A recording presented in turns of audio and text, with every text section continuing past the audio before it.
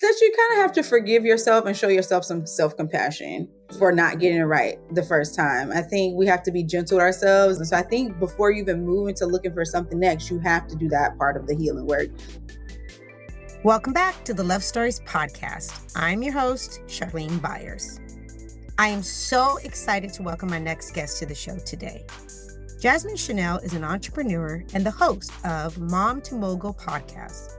As a personal brand coach, she teaches women how to start online businesses so they can replace their income, leave their 9-to-5, and experience more freedom.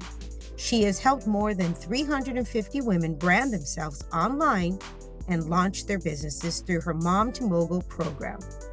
Get ready for this incredible conversation about following your gut and really trusting our values and knowing that no matter what, you can't step away from that because it will follow you.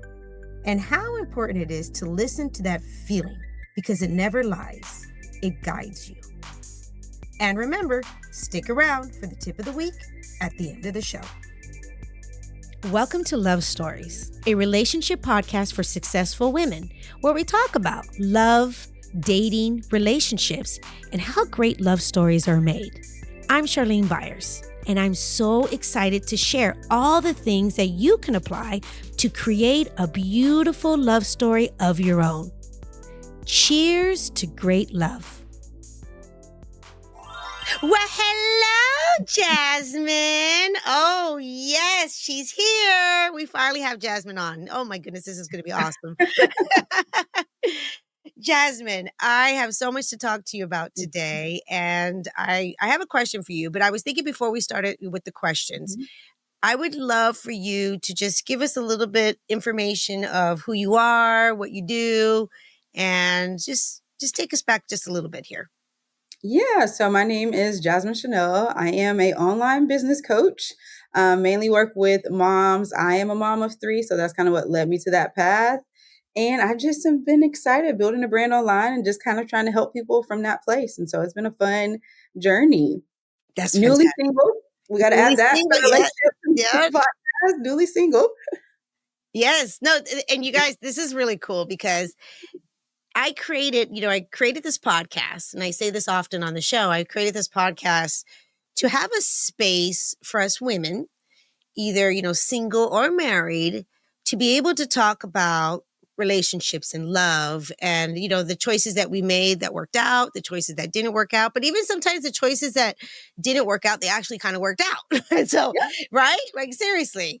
But we wanted to have this platform to realize that, you know what, it's okay. Love is available for all of us. And if we are in great relationships now, that's awesome. And if we are in relationships now that are, needing a little extra care, that's okay too. This platform's for that. And then of course, what was on my heart when we created the podcast was for us single ladies, because that was me before. I'm not single anymore, but us singles ladies that have found ourselves high achieving, really able to get done, the things that we want in the sense of our careers for the most part, but really wanting to also have a great romantic relationship.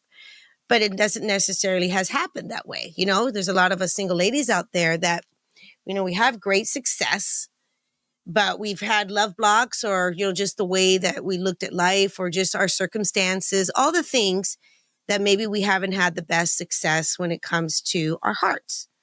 And so when I thought about, I'm Jasmine, and I was like, oh my goodness, you guys, we're going to hear about her story today. But I thought, oh, wow, I have on today a woman and a single mom, you guys, that has been very successful in her career. And like she said, she's newly single. And just navigating that, and I know this is going to be really relatable for a lot of you, but navigating all the complexities. And I want to know, obviously we're going to get to know a little bit about what happened before and how long she was married and what she's looking for now and what she's learned and what she's learning and the difference between how you approached relationships prior Yeah. when you were married, and now how you're approaching things now. But before we get there, let's talk about, Jasmine, tell me a little bit about how you grew up and where did you grow up? And let's take me back. Take me back from the beginning. Yeah. Yeah, so I'm originally from Jacksonville, Florida. So in Florida, but still not well known, one of the largest cities in Florida. So North Florida, Jacksonville is very slow. Okay. And when I got the opportunity to leave for college, I'm like, okay, I am going to pick the best school in the state and try to go to the best company I can go to. So I really wanted to go work in Minnesota, of all places, to work at Target headquarters. That was my goal. And Okay. the first job I got assigned was actually back in Jacksonville because they happen to have a regional office here. Wow. So that's what ended me up. So my journey has most of it taking place in Jacksonville, despite all my attempts to get out of Jacksonville. So you actually But grew up in growing up, Jacksonville thinking that I'm going to mhm, get out of Jacksonville, but for yes. some reason we came back to Jacksonville.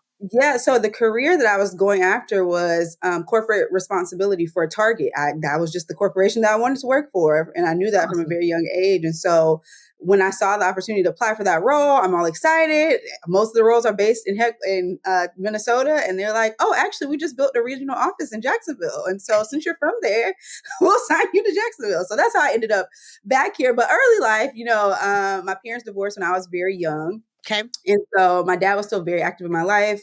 I was a military kid, so we got used to like travel and things like that.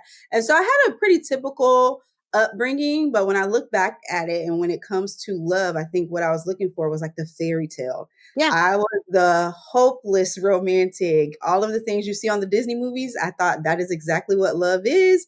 And it's just going to play out that way. It doesn't matter who the person is. As long as I have this view of love, that is what it will be. So that's kind of the context that I kind of built my relationships on. And so from the time I started dating at 15 all the way until last year, my divorce being final, I've never been single. Really? So Oh, that's yeah, so I okay. had long-term relationships from middle school all the way until here at 35. And At so this 30. is Wow. definitely Okay. a new journey, new territory for me. And so I'm excited to get your insight. Oh, that's fantastic. Okay, so let me talk about that a little bit. So you just Yeah. said that early on, your parents divorced. Do you remember how old you were when your Probably parents? about 5. 5. Okay, so it was Yeah. pretty early. Okay. Yeah. So Mhm. do you remember at all having your parents together, I living in the home do together? I do a little bit, and I think it was a little confusing as well because even though my parents divorced, my dad was still at our house picking us up for school every day, Okay. Okay. and so I saw him often. So it wasn't a big transition, Okay. how most kids experience divorce. It wasn't like that for me, but I do remember them being together and then all of a sudden not being together, and he's just, come in the evenings or the weekends and things like that. Okay. But your dad was very still much in your life, right? Like you Yeah. just said, he was Mhm. picking you up. So they were Yeah. definitely, you would say, co-parenting. Yeah, yeah, and Okay. co-parenting well. Yeah, from what Yeah. I understood. Okay. And how was their relationship during that time? Were they friendly with each other or not so much? Yeah, they were, and so Okay. I that's why I naively assumed that my divorce was gonna be like, "Da, da, da, da, da," very easy, co-parenting, very easy, because that was the example I had, and, like, their life didn't stop, it wasn't this big thing, it wasn't all of this conflict, it was just kinda like, "Oh, they're just not together anymore, it's fine." So it And seemed so like with your parents, okay, that's kind of cool. I mean, yeah, usually, I get to hear a lot of different stories. yeah, And mhm, sometimes, when the parents divorce, yeah, they're not as friendly with one another yeah, anymore. mhm, So you had an mhm, opposite experience. You right, had your parents were not together, but they still were co-parenting. They still were mhm, friendly with one another. Okay. yeah. Did you have any brothers and sisters? Yes, so I have 1 brother, 1 sister, and I'm the oldest. Okay. So one brother, one sister, and you're the oldest. Now, did your Mhm. mom or your father ever remarry? My dad remarried, but much later. I was already an adult by the time he Okay. remarried. Okay. Mhm. So during this time, again, you were very young when your parents separated, but you have Mhm. this view of life because your parents are not together, but things are still kind of okay. Like, they're Yeah, getting along, you still have mom and dad, they're still loving yeah. you. And so I can Mhm. totally see how you thought, okay, this is not a big deal. Well, everything's going to be fine. I'm definitely, white picket fence type of, Uh-huh. fairy tale. Okay. Okay. So then you find The yourself, early on, you were boy crazy. So then I would say early on, you definitely thought, I wanted to get married. I wanted to have children, the whole thing. So I knew I wanted to get married. I just knew I wanted children later in life. Later I in life. thought I wanted children, yeah, like much later, past 35, established career. It didn't happen that way, but in my mind, that's how I thought it was going to happen. That's how you thought it was going to happen. Okay. But you knew too that you were wanting to have a career. You had Yeah. that in your mind that you wanted to, okay. So you said, I want the career. I want a family. I want all the things. You obviously, we don't know how it's actually going to happen, but that was just a desire that you had from a very young age. Mhm. Okay. So you start dating at 15. How old were you when you met your ex-husband? I was 20 when I met my husband. So I was a sophomore in college. He was a freshman in college at the time. Okay. And then what was the dynamics with your ex-husband and you? Like when you guys were both young, you're 20 years old, you're in college. Mm-hmm. What was the dynamics with you two? Was he a man that also wanted to get married, or what was going That's on? a great question. Because now that I can look back at it with clear eyes, Really? probably not. Probably not. The dynamic was interesting though, Okay, because tell me I about it. think the university system, so being at the University of Florida, we both had the same structure. So in my mind, I felt like we had the same values. Okay. What I later figured out is that college just provided that structure. Him being an athlete provided the structure. And that structure was naturally Okay. innate with me. So it wasn't something that fell off after college. It was something that, oh, I wake up early, I'm disciplined, I have these career goals, I'm ambitious, this is going to continue. I thought the same thing for my ex-spouse, but I realized once college is out of the way, if that's not innately in someone, it may not continue. And so we really had incompatible values, what I found later. But then by that time, we had baby number one. Shortly after that, we're getting married. We had baby number two. Then pandemic, we had baby number three. And so life just kind of sped up. And I think the pandemic put a magnifying glass on how different we were, Oh, because my yes. ambition increased in uncertainty. And I just feel like he maybe didn't have the same experience with uncertainty. He couldn't handle it. Versus for me, I'm like, oh, this is an amazing opportunity. Everybody's at home. Rose-colored Yeah. glasses, That was me. Yeah. rose-colored glasses all around has followed me. And so, I thought it was no big deal. That's why I thought it was going to be easy.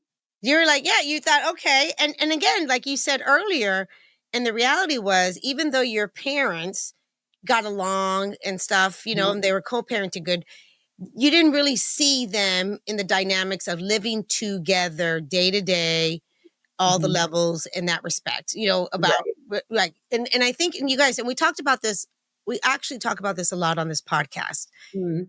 How we grew up and what we saw or didn't see, it plays an effect in what we, do as an adult, because either we go opposite or we do the same or something in the middle, because that's really our wiring. That's all we've known. I mean, that truly is all we know, which shapes us. Mhm. And when you met your man, so you said you're in college, you're 20 years old, and that's something I think is relatable for so many of us. We're not really thinking, of course, of all the dynamics of Right. people and values and goals and stuff like that. We just kind of assume, right? We kind of Right. assume. Mhm. With your ex-husband, where was his faith? Was he a man of God? Um, he went to church, Okay. but not in the same way. And it's really interesting that you bring that up, because there was a pivotal point in the relationship where I got really deep back in my faith. Okay. At 21, it was like 1 year into our relationship, and I decided I wanted to be abstinent. He's like, wait a minute, what are you doing?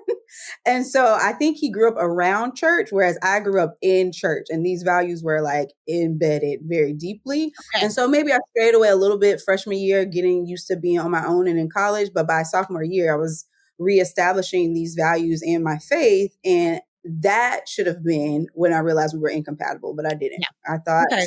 this is something that can grow later. We're Oh, young. you were in this stage. Oh, let me ask you, were you in this stage? I mean, how many ladies? This is how many times have we been there? You know what? He's not there now. Yeah, but he but will you know be. what? He will be later. We're gonna change him later. Just give him a little Uh-huh. time to warm Mhm. up to say. But the reality is, it's like looking back now, that was a very important sign. Absolutely. Right. Right. Definitely. And Right. and I think a lot of times we're not considering it because for me, I always felt like I was extreme anyway.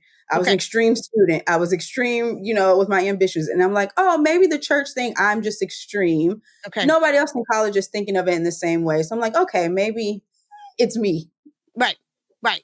Yeah. So back then, and I think again, for many women, sometimes we actually have this innate feeling inside of us, but we don't trust it. We don't Yep. have that muscle built yet to Mhm. realize that there is something there already guiding us. Yeah. And I always believe that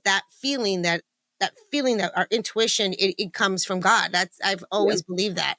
Mhm. And when we are allowing ourselves to step into that and trust that, that's when things start changing for us. But for the most part, that's a muscle that needs to be built, right? And we're talking Yeah. again, you guys, I'm bringing her back when she was 20. I mean, seriously. I mean, how many decisions, all of us ladies, really, all the decisions that we've made, when we were in our 20s, in our teens. And yet I'm sure, of course, we can make we can make bad choices, or not, like I said earlier, not necessarily bad choices, just Mhm. choices that don't serve us in the long run. Yeah. Okay. So now looking back, that's why I like to bring you back a little bit, because I know you can see things differently now than how you Yeah. were back then. Mhm. But he was a man that you say that he knew about God, but he wasn't Mhm. necessarily following God. He wasn't, Yeah. okay, I got that. Okay. Mhm. So then you guys get married, or did you end up getting pregnant and then got No, married, so or yeah, what happened? we dated for 3 years before I got pregnant with our first child. So we Okay. got pregnant with him, 3rd year in the relationship, and then we did not get engaged until my son was about 3, so 3 more years later. So we had been together about 6 or 7 years before we got married. Okay. During that time, now again, looking back, take us back. Yes. Were you feeling that he was the one, or do you feel like there was things there that you were questioning, or were you more on autopilot? What was going on with you at the time? All of those things. Okay. So at first there was like, "Oh, this can be the one. We've made this child now, so this has to be the one." And then after that, it was like, oh, maybe not. Maybe we should just get married and then this could right the wrong. So I think, and this is on the other side of it. And after being in therapy, Yeah. this is the person I lost my virginity to. And Okay. so the connection I make to now is that I decided in that moment when I gave him my virginity that this would be my husband. And so, unbeknownst to him, I decided in that moment that this would be my husband. So the years that follow it was that is the plan, and we're sticking to the plan. So like how you watch a Disney movie and this is going to happen at the end, that was what was supposed to happen. And so I think that's how I ended up in a 15-year relationship and then marriage with this person, is because from that moment at 21 when I gave away my virginity, because you only have sex with your spouse, this now has to be my spouse. And something my therapist made clear, it could have been anybody. Whoever it was that I decided to give it to at that time, I probably would have attached in that same way Yep. Yep. because of the values that were kind of running in the background. Yeah, because that was already your values. That was already how you. Mhm. Yes. Oh, that's Yeah. really powerful. Mhm. Okay. Yes. And so after that time, before we got engaged, there was a time we separated and I knew, okay, this is your time to walk away, because I also didn't want to shack up. So that's the thing Yes. about values is you don't get to run away from them. You can ignore them, but they're going to keep presenting themselves. And so that was the next step. Okay, we have this baby, but we're not living together. And then it's like, it doesn't make sense for us to not live together. And then we do live together. I'm like, this is not right. We need to get married. And so I think that kind of accelerated the marriage process too. So it's almost like digging this hole even deeper when I Okay. probably should have got out year Just 2, try to. year 3. Yeah. So now looking back, you can honestly feel that, again, like you just said, and you guys, there's no fault to anybody. It's just the Yeah, yeah. reality, right? It's just the reality. Mhm, But you look mhm. back now and you knew that deep down something was Yeah. okay. Ladies, did you hear Mhm, that? She knew. She had right that, and we do that to ourselves. mhm. We do that to ourselves. Talk a little bit about why you think we do that to ourselves as Uh, women. I think the number one reason is we don't, like you said, we don't have self-trust, and then the second reason, we don't have a clear view of our identity in Christ. And so I think we tend to settle or make excuses around what's currently our reality. When if we just accept our identity in Christ, we would know that God didn't want this for us. This can't be God's best for me. And so we make decisions opposite of that because we don't know our true identity. And I think that's what the unlearning and relearning process has been over the last couple of years going through separation and divorce. It's like, oh, wait, if God is in marriage and God desires for me to be married, he knows that that is desire. He would give me a partner that, aligns with that. He wouldn't give me somebody opposite of that goal. So I think learning to retrust yourself and learning what your true identity is in Christ will help you not accept anything less. That's really good. No, I totally agree with that, because I think when we go through certain situations and certain things in our lives, that really truly is an opportunity to slow it down and Yeah. realize, you know what, if it's meant for me, if it's right for me, if it's truly what God has desired for Mhm. me, then it's actually going to feel right. It's going to Yeah. feel right. We're Mhm. not going to go through having to, like you said, our boundaries. We're not going Yeah. to have to Mhm. ignore that, because Mhm. those are the ones that are going to scream at us. They're going to say, nope, Yeah. something's off, something's off. This Mhm. is not your person. We're not Yeah. doing it the way that we need to do. So that makes a lot of sense. And I can see, and I would honestly say this too. I thought from, like when I went through my situation too, I just kind of had that mindset. Okay, well, if we do this, then we're going to have to do this. Just like Yeah. you said, like, he was your first, and you're like, okay, well, then I guess he's my first. I'm going to have to go there. And that's Mhm. not necessary, you guys, when we do Mhm. that, it's not necessarily the best choice. I mean, your Right. story is your story. Everything turns out the Yeah. way it needed to turn out. But, Mhm. you know, when we think about relationships and some things that you have learned, how important it is, honestly, to find the right partner, because when we don't pick the right person for us, we're not poo-pooing on people. We're just saying Mhm. there's certain people that are meant to be together, and that's it. Yeah. And there's certain people that, no, they might have attraction, they might have Mhm. fun with one another, but it doesn't mean that they're going to be your forever, right? Right. Doesn't mean you're going to be. How important is it, what you realize, to find true alignment with another person, to pick the right person from Oh, the it's beginning? so important. It is almost the utmost importance Yep. because not only from a place of like love and relationships, but I think from a kingdom building perspective, that's why I'm actually still very open. When I first was making the transition, I'm like, I'm not dating anybody. I'm not doing anything. I will be a nun until I'm 60. And then maybe I'll look at men again at 60. But over the time as I've healed a little more, I'm like, oh no, like there's a kingdom assignment when it comes to marriage. And so if there's a person assigned for me and there's work that we're supposed to do in the kingdom together, I have to meet that person. Right. I have to meet that person. And so I think it's so important who you choose because your destiny is tied to that person. And there's favor that, your partner will receive as well as you being a woman attached to them. So I think God has divine partners set aside because there's a specific assignment we're meant to accomplish in the kingdom together that we may do on a small scale separately. But when you combine those two people who are aligned, it allows them to affect and impact way more people. Yes. Oh, that's really good. Mhm. Absolutely. That's very beautifully said, actually. That's really important what you just said. Because like you said, the next thing you got the baby, and then now you guys are still together. The baby's 3 years old, and you're thinking, okay, so the next thing to do is get married, because I don't want to just live with him, because Mhm. that'll be breaking another thing, a boundary that I have, right? And that's Okay. the thing about being outside of the will of God is like you'll have to continue to break different things and be disobedient to stay in that space.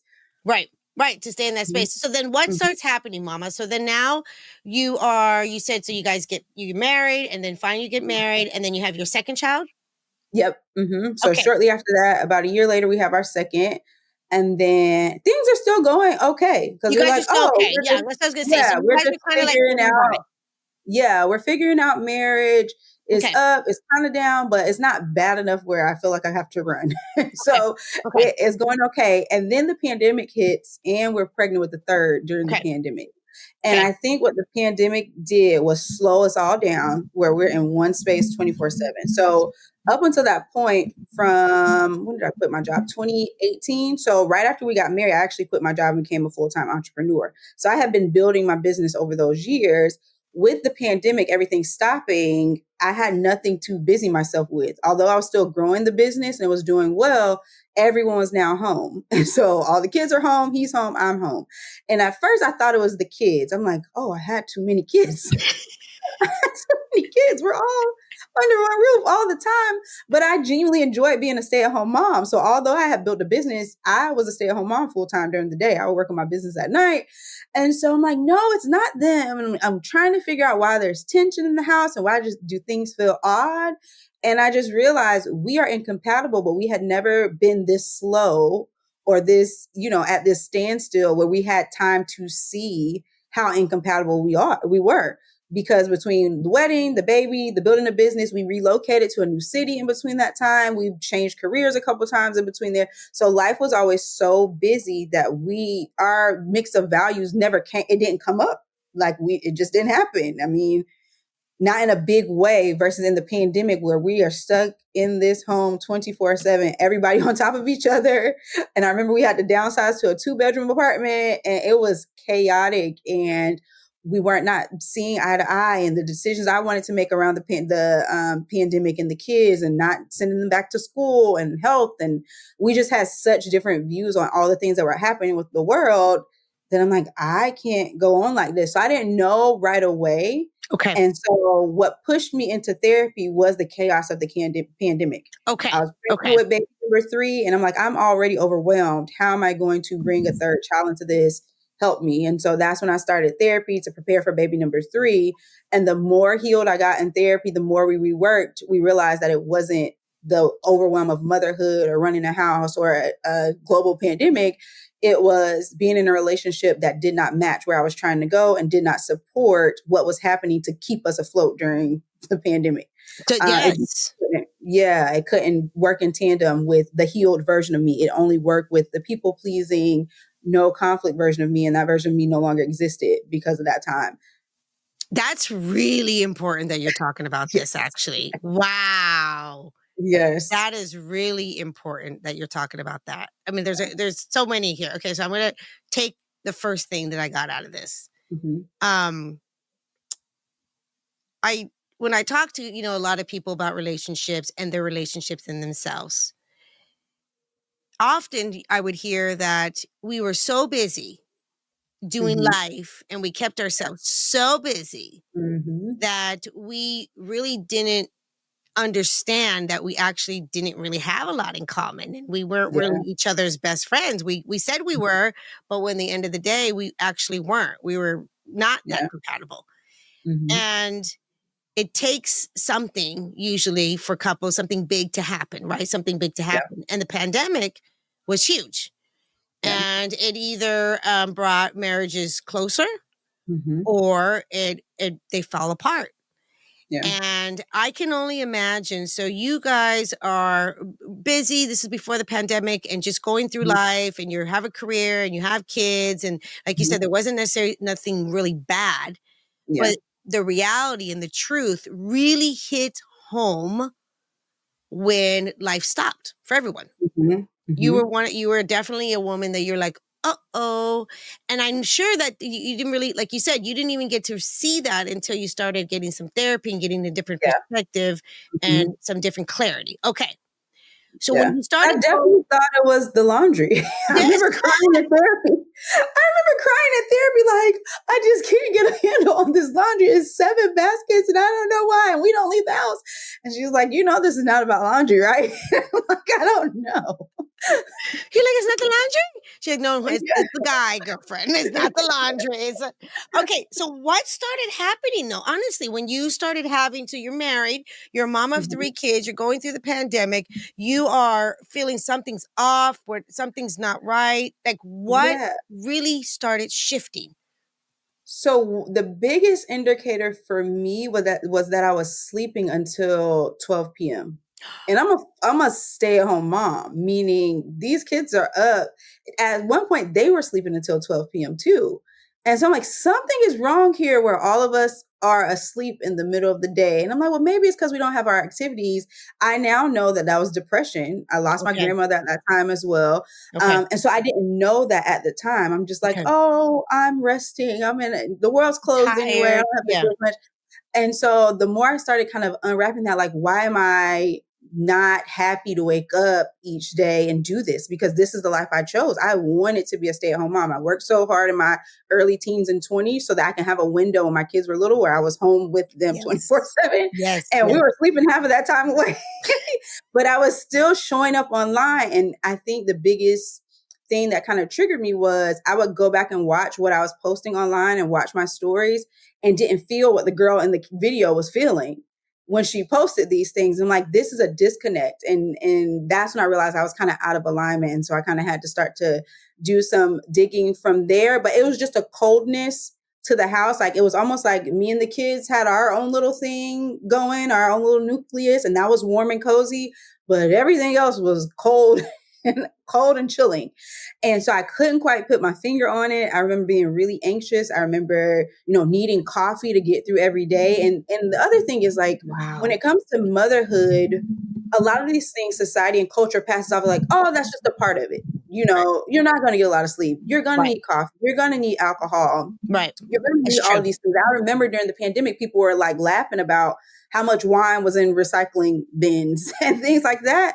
And I remember pausing and thinking, I never needed these things before. And we're doing half as much as we were doing. Why do I need a drink at the end of the day? Why do I need coffee to start the day every day? Why am I?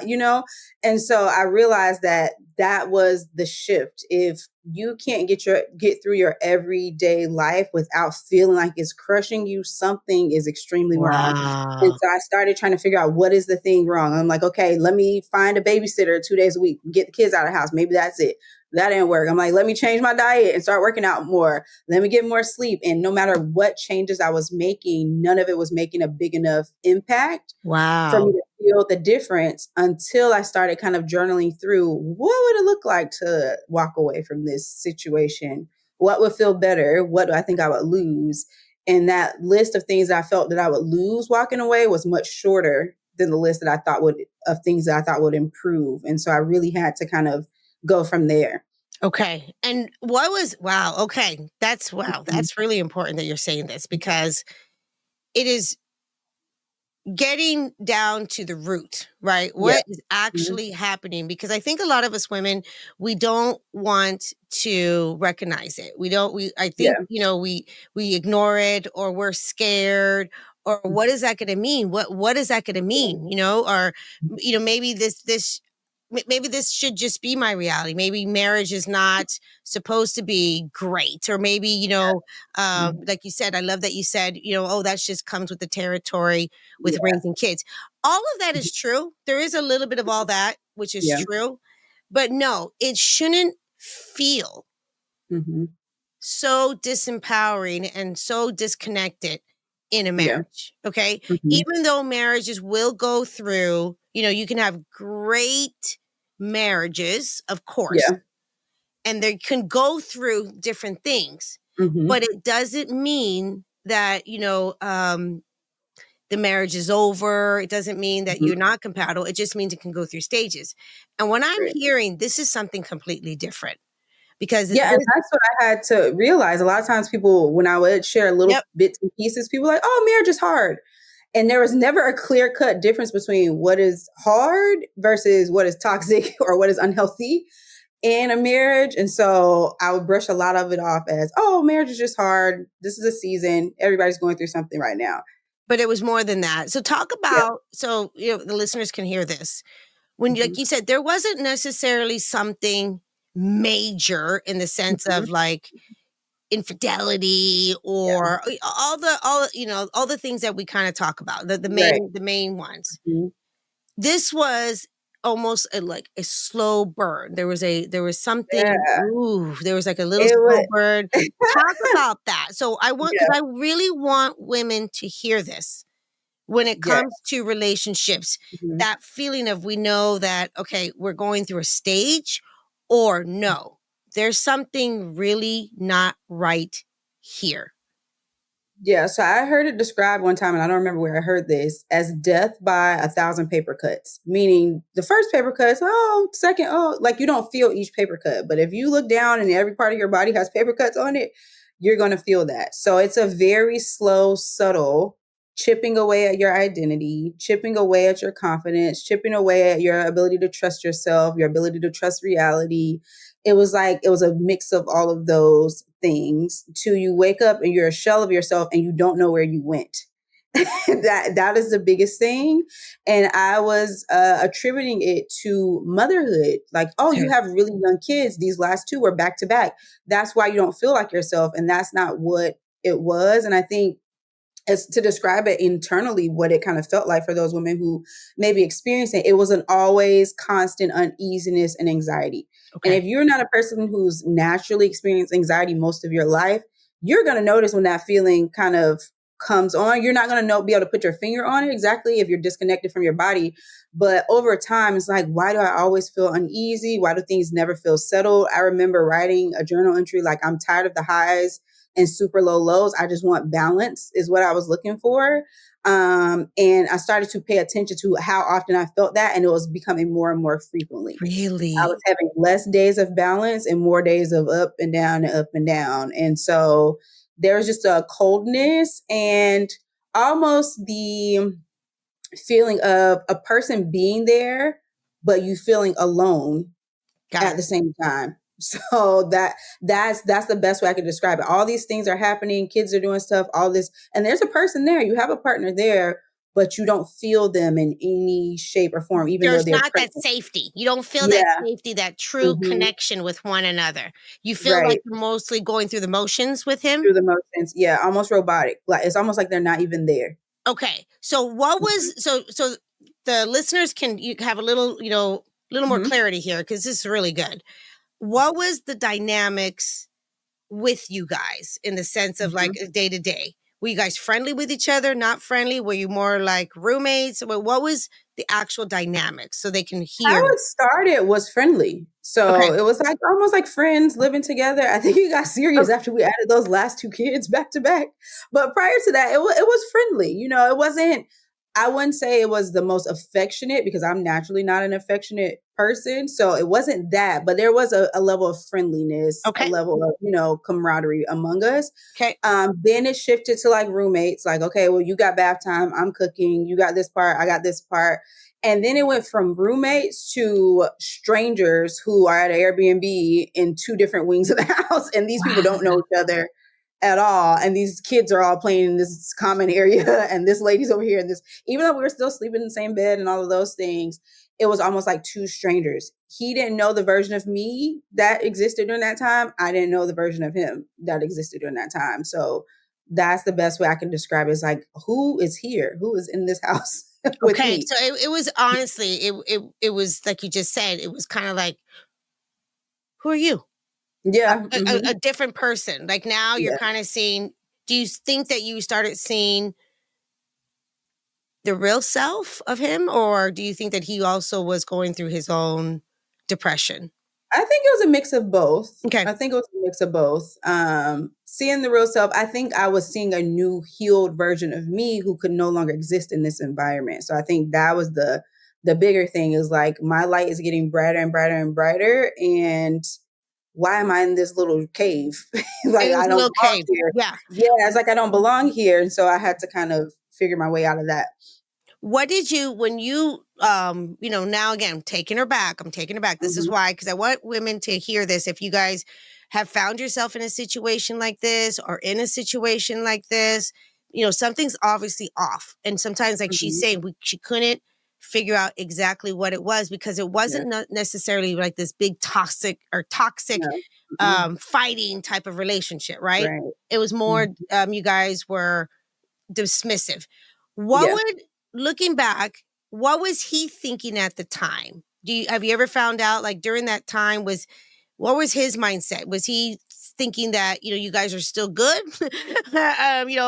Or is he seeing you differently or was he being confronted because you were changing? Yeah. What was going on there? From what I understand now, he thought we were good. He He thought thought you guys that were good. he thought the pandemic time was rough, but he thought we had come out of it on the other side. Okay. Okay. Yeah, and so he thought we were good, but I think it's because I was communicating more clearly from a healed place. So to him, that felt like, oh, we're making progress. But to me, I think I was communicating clearly for change to happen, and I was ready for the change to happen. Change was not happening. So I think what felt good to him as things are improving is she's talking more, she's more vocal about what's happening. The words that were being said, I don't know if they were landing. Okay. Okay. And at the Mhm. time, and now, you know, where you're at now and can look back at that, Mhm. what were you needing as a woman, as a Mhm. wife in a relationship? Because whatever our desires are and our needs, you guys, it's really, really important. That's Yeah. not something that we should take lightly. That's not something that we should say, oh, it's okay. I shouldn't expect that or I shouldn't get that. No, that's not true. That's absolutely not true. Yeah. Mhm. We should be able to have certain needs in our lives, and especially with our partner.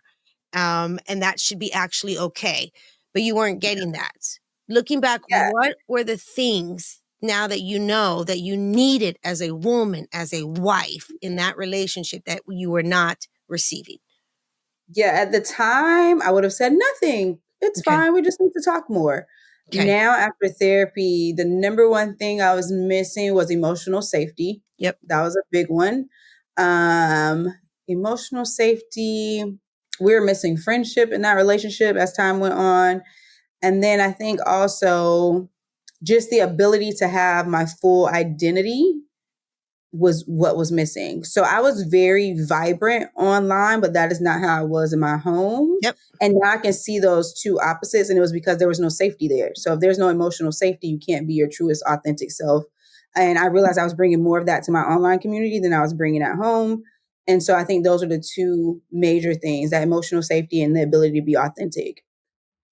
That's huge. I mean, and especially, no, really, especially for women. Like, Hmm. if we don't feel, you know, men, eh, again, we have different needs in this. Awesome. Okay. Yeah. And men need to feel respected, Hmm. and women need to feel safe. Yep. And safety is when we feel completely loved, and Hmm. respect is when the woman is literally showing up and feeling completely have so much respect for that man, but that respect comes also by how he's showing up. And women Hmm. have respect for men that they actually can feel the safety, the emotional safety, to Hmm. be vulnerable, to have that type of deeper connection, to have that type of intimacy, you know, Yeah. with the opposite sex, with our person. And if that is not there, talk about it. What's going to happen? There's no, It's gone. It's blowing up as you're building it. It's falling apart. The bricks are falling off as you're building it. the bricks And are I think it falling off. just, yeah, I think it just took me a long time to recognize because, like I said, the busyness of life and then also the attachment to that perfect picture. So, because my parents were divorced, I was one of those people that said, when I get married, I'm never getting divorced. Yep. Even though they handle it pretty well, I'm like, nope, never gonna be my story. Yep. So, we never even played with the word divorce. We didn't throw it out there. We didn't. So, the fact that it came up in my mind, I knew it was serious because that was never my position or value. So what happened, mama? So what happened? Did you one day honestly just tell them it's done? Or Yeah. really, I because hate you're to say like, it like that. no, I hate to say it like that. I but think that's I important. knew.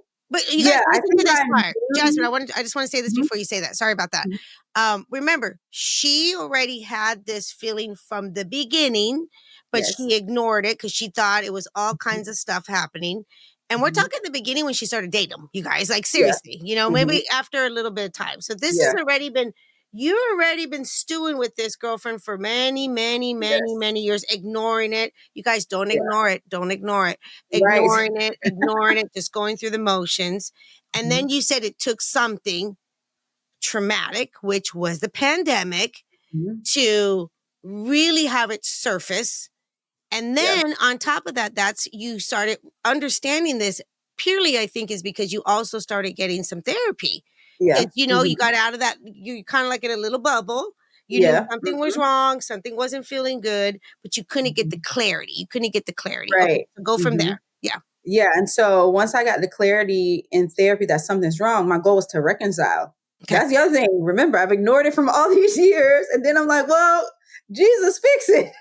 Now that we know what's happening, let's fix it. And through the reconciliation process or trying to go through that process, I realized, oh, this is not meant to be for real. This is not working. Even with trying to now divert that energy to making it work, it wasn't working. And so how the conversation went, it was just like, I need X, Y, and Z. If you think we can do X, Y, and Z, I think we can move forward, but it's going to take both of us doing X, Y, and Z.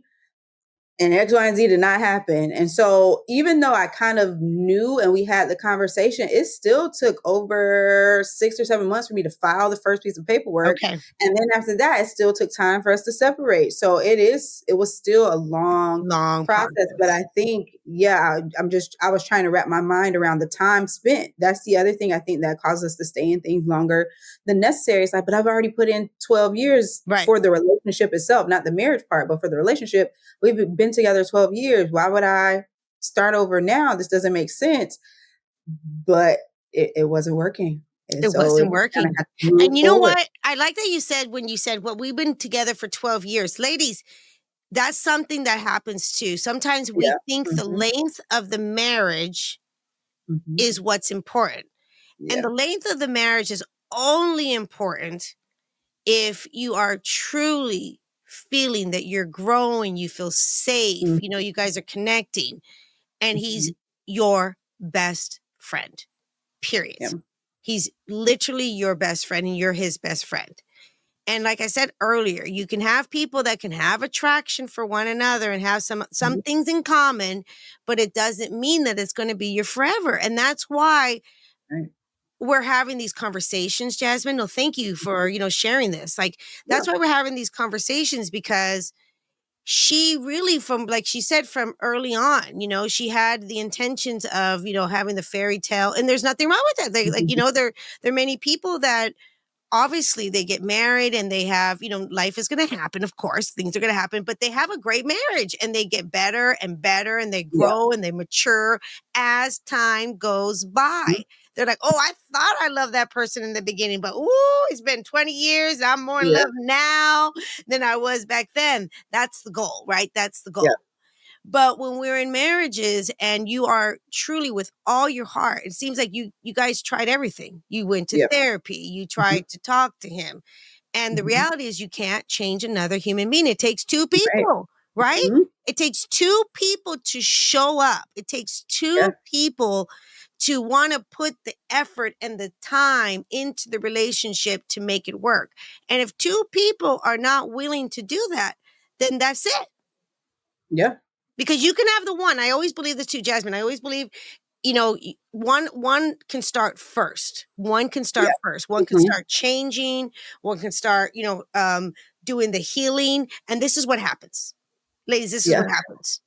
So so usually it does start with us women. I'm not even kidding Mhm. you, because we're Yeah. the ones that are more into, like, okay, something's off, we Yeah. feel all the things. Not the men that don't feel the things, but they have just a different way of looking at things, okay? Yeah. So usually it starts with the woman. The woman will start getting some therapy, start getting some understanding, start doing Mhm. changing on her own. Like, so I'm sure you started showing Yeah. up differently. You Mhm. started, I got it. You're like, okay, like you said, you had a different energy with you. And this is what happens, ladies. This is how you know. Either the guy, he's going to be like, oh, Uh-huh. okay. And Oh, rise to the occasion. we're doing this a little different. I'm gonna come Mhm. up here. I'm gonna come up here, Mhm. and slowly, it gives the Yeah. man an opportunity to also, step Mhm. up. Do some healing himself, do some maturing himself, do some changing, and start doing the work on himself. Yeah. And things can, get back, and you guys can get a better and deeper connection. But also, what happens is, this is why it's so important. You do the work, you do the healing, you start showing up differently, you start realizing, okay, we've been doing things like this for a while now, but this is not good. I'm going to start doing things a Yeah. little differently. And then what happens is the guy's like, I'm not changing. Yeah. We're mm-mm. And you know what? This is the deal. This is why you gotta meet people where they're at. Yeah. because usually people don't change. Nope. Usually people don't change. Usually people don't do the work. Yeah. And you know what? And the reality is that a lot of people just don't want to. They're like, why? Mhm. Yeah. Is that what happened? Yeah. Because if you're not growing, you're dying. And I was Yeah. growing. I was committed to growing. And I think once I had the third baby, I mean, she put like a spark. If I got through a pandemic, because my third child was delivered in the backseat of a moving car, that's a whole nother story. Yes. It's a whole different story. But once I had her and went through that experience of natural childbirth in a moving vehicle, I'm like, I don't have to do any of this. Like, I don't have to live this life. I can pick up and create something whole different. I survived that thing. This is nothing. So I think it's so important to have a clear view of yourself, because your environment will keep you at this level when God designed you to be up here. And if you never meet that version of yourself, you'll never go there. And so the more I change, and it was happening rapidly. It was slow Okay. and steady. But then 2020, my business caught on fire. Like, it exploded out of nowhere. And literally, I had the conversation about the divorce on July 1st. 2 weeks later, I went from 10,000 followers to 100,000 followers. Wow. In 2 weeks after being obedient, saying, this is not going to work. Literally everything, boom, boom, boom, boom, boom, was taking off. And I'm like, I guess I made the right decision, God. I don't know. I don't know. You literally released all of Yeah. it. You let Mhm. grow Yeah. and you said, you know what? God, take the wheel. And I'm Yeah. sure during that time, like you said, you're in therapy, you're praying to Mhm. God and you're, Yeah. asking for discernment, let him Yeah. know. You tell me. And it seems like there was a moment that you actually let go. Yeah. December 31st, 2022. Wow. And everything changed after that because we try to hold Everything. on and Yeah. control things. And you guys, we can't. We can't. I know it's so scary, but sometimes you just have to be in the truth Yeah. and the reality of what is happening in your life because it's Mhm. actually a sign, it's a gift. Yeah. And something happened and God was like, okay, girl, this is it. This is it. This is time. Mhm. I'm going to show you. Again, Yeah. we're not putting fault on the guy, okay, it's okay. Everyone has different personalities and Mhm. these two just weren't, supposed to be long Compatible. term, but obviously they were meant to have 3 children Mhm. and together and have these beautiful children. How afterwards, I mean, the shock. I mean, now you're telling him, was he like, huh, what are we doing now? Was Yeah. he in shock? Yeah. He was in disbelief for probably the first 2 months. Okay. Yeah. And, Okay. and we continued to live together for a little bit as we tried to figure it out. And then it got to a place where we can't figure this out and live together at the same time while we're supposed to be meeting with lawyers and negotiating all of these different things. So yeah, he was in shock.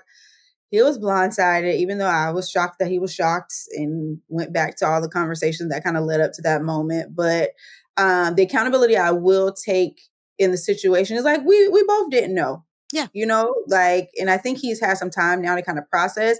I had to remember I had been processing for 2.5 years. That's right. And so it was new to him. Yep. In the beginning, I'm like, how is he shocked? But I had 2.5 years in therapy where I was really thinking through. I didn't know it was going to end up at divorce, but I had the time where I had been processing things. And so that was a part of it as well, part that we had to navigate.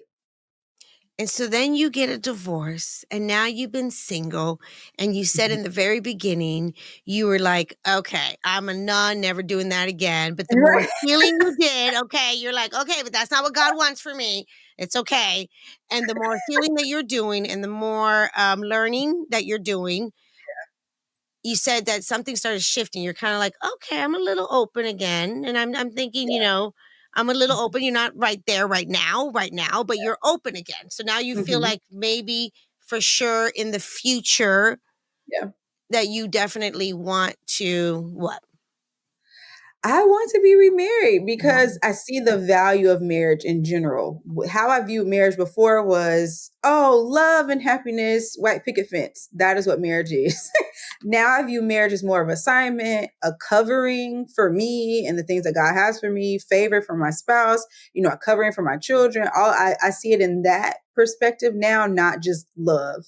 And I think having that clear picture now makes it not so scary, knowing that that is how God designed it. And it would be unfair for me to put a red X on marriage because the first one didn't go right. When I didn't consult God in that, He was not at that altar There you go. when we were making that decision. I mean, we made the covenant before God, but I did not consult Him for this partner. And so I'm open now because, ooh, if that went well, relatively well for the first 7, 8 years, imagine what it would look like if I actually get in covenant with the right person that God has designed for It's me. This is going beautiful. to look amazing, you know? And so I was able to accomplish a lot of things in that marriage. We were able to accomplish some things together. So I just only imagine it being even better when it's, in total alignment. Wow. So what are you looking for now? Like when you're thinking about Ooh, good question. yeah, I want to know, ladies. Let's hear her now because she remember what she said, before she had a different mindset of what she Yeah. thought marriage was Mhm. and what she wanted in marriage, and she's already in marriage and now she's not.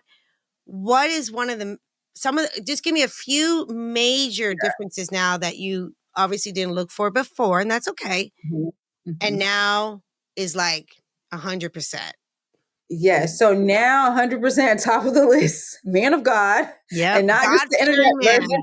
Look, not even the internet version of just God fearing, like true spiritual covering, because I can see what that role is, a spiritual protector. So I shouldn't know the word better than you know the word. I shouldn't be in my Bible more than you. You need to be a prayer warrior who can cover this family for real.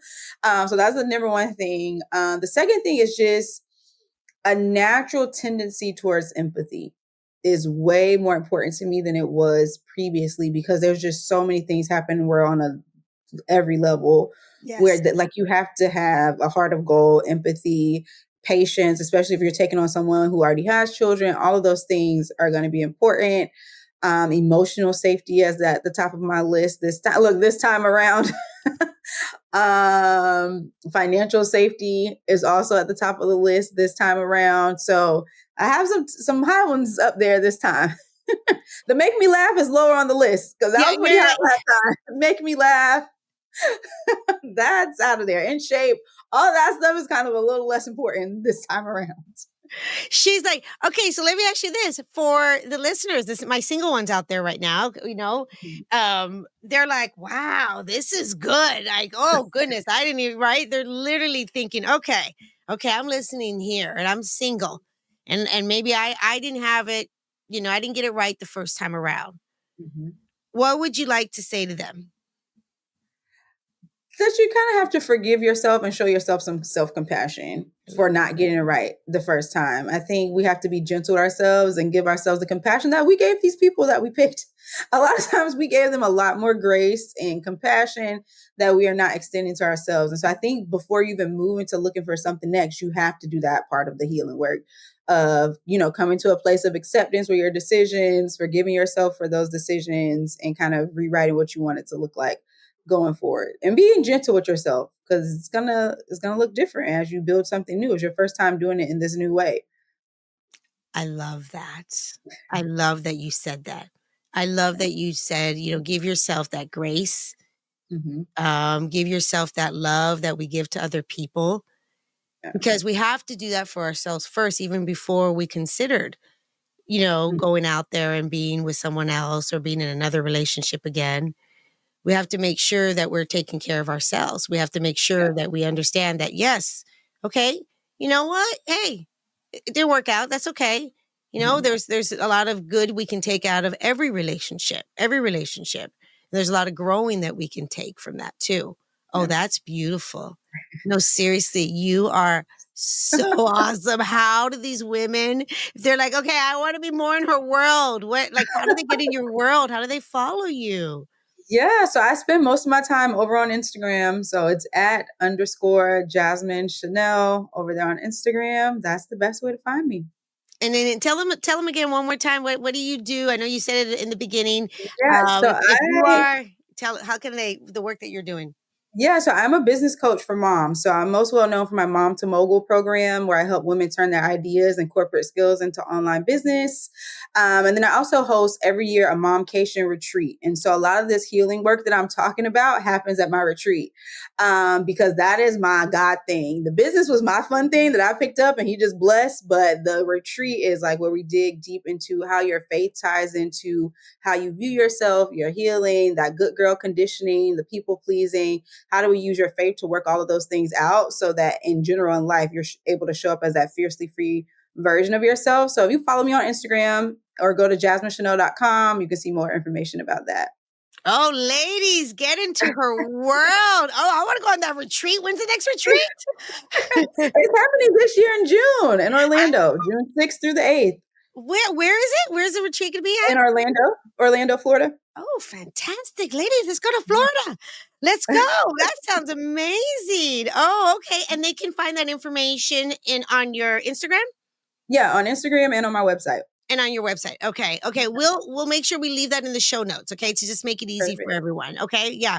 We'll leave her Instagram handle and her website handle. So after you guys are listening to this, go over there and stalk her and see if that's something, you want to have. Oh, that's support. I didn't even know you did that. That is Yeah. awesome. That came out of the divorce. So I've always wanted to do a retreat and it just never Oh, lined up. And as soon as I went through this process, I'm like, oh, this is why I couldn't do a little fluffy business retreat. It had to be this.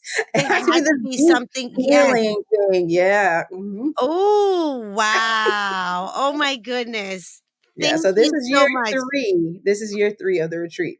Oh, wow. That just sounds amazing. No, thank you so much. I know our time, look at that. I told you it just goes so Wait, fast. the hour went by. You're like, I just have to start talking.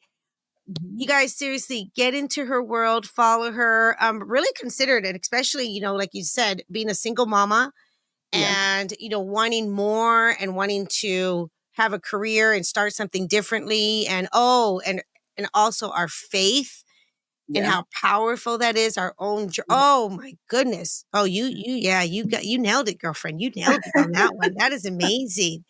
Is there anything else? I know I got to get you off. I know. But is there anything else that you want to share before we end this No, conversation today? thank you for having me. This is a really good conversation. I haven't talked through these details in a little bit, so it's good to go back and look at now being on the other side of what can come out of it. So this is fun. Oh, thank you. And you know what? And that's why I love having those conversations because I think it's really helpful for other people to hear other Yeah. people's journey, because Mhm. we can relate to that. It makes it more relatable. And then we can see, okay, things were a certain way at a certain time, but look at her. Yeah. You seem like you're glowing as happy as can Yeah. be. She's like, I mean, you're just smiling from ear to ear. And so how is life though now overall? So much more free. Like it's so much more free. Yeah. I hear God more clearly. The birds chirp louder.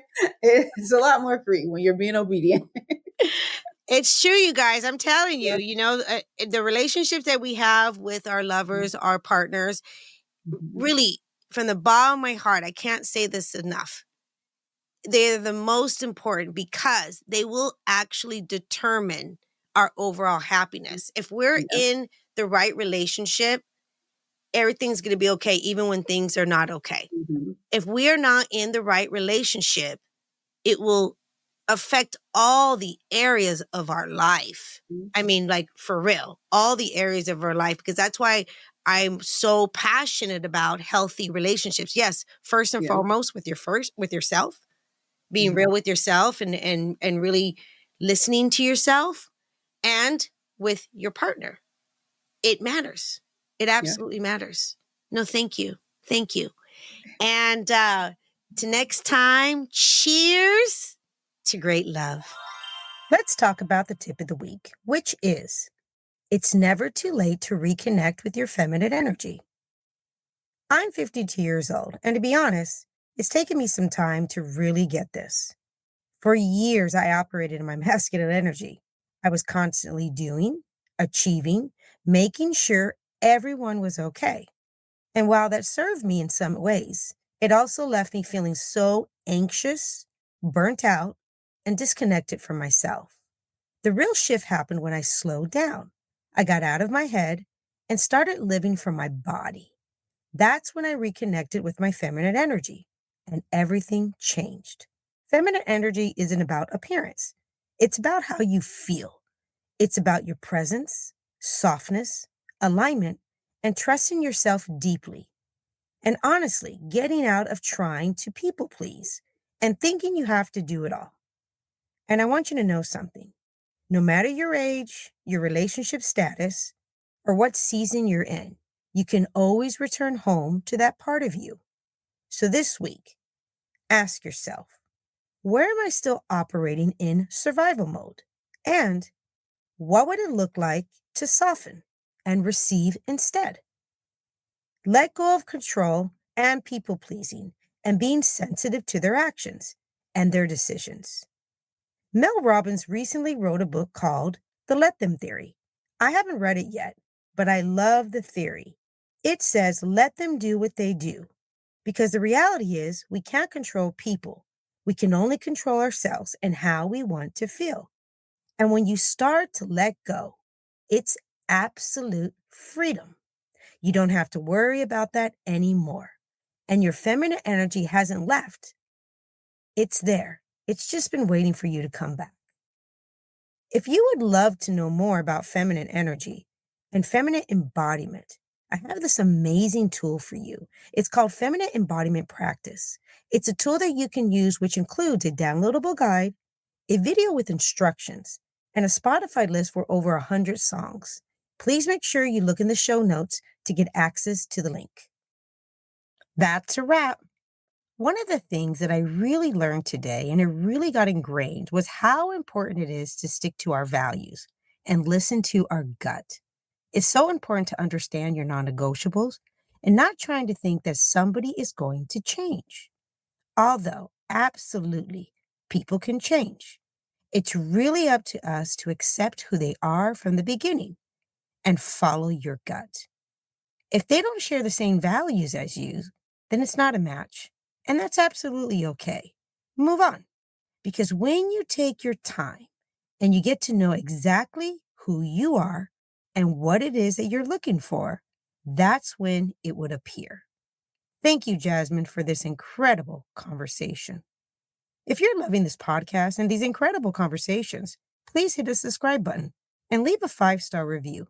Don't miss an episode because each week I'll be bringing on guests and experts who will share their knowledge about love, dating, and relationships so you can apply it into your own life. I'll see you next week. And until then, cheers to great love.